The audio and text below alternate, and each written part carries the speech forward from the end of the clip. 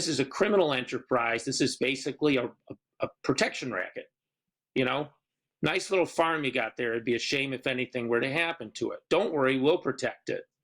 You know, and then we pay you off to do whatever we want with it. If Paul Offit could figure it out in 2012 and Barack Obama could figure it out in 2014, why on earth, after all this we've been put through in COVID, are we not realizing it right now? This gain of function research has to stop. You know, I've said in other places, you know, you don't save Tokyo by creating Godzilla. You know, and this is what they are doing. They're saying we're going to create Godzilla so we can create a vaccine against Godzilla. What on earth are we doing here?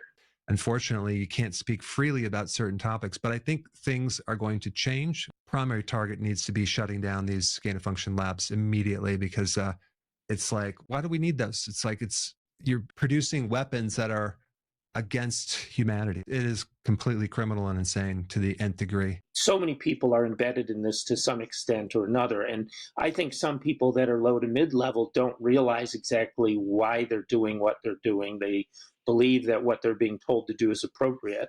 I'll tell you just a funny story. One of the people who is a placeholder at HHS, or rather at the CDC right now, he was the former state health commissioner in Maine during COVID, so very much in line with the lockdowns and all that kind of stuff. One of the things that's stated on the CDC website is that he was involved back earlier in his career with bird flu mitigation in Cambodia.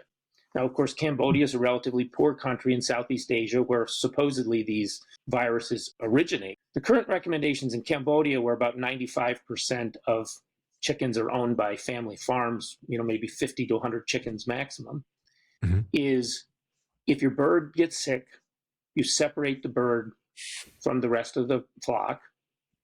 Preferably, you sacrifice that animal. Don't eat it.